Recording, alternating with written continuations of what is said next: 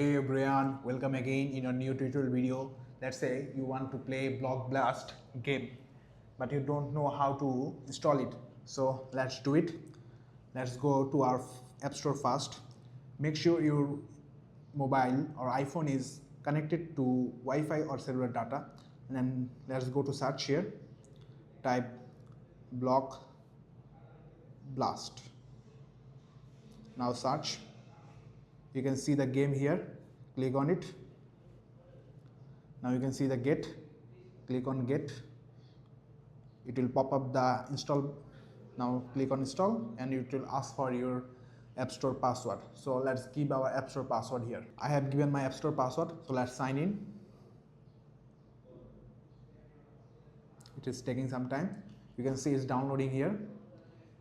It's taking some time. Oh yeah, it's download. It started downloading.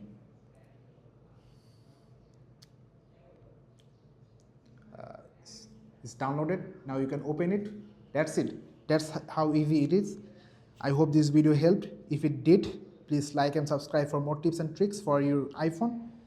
See you next time.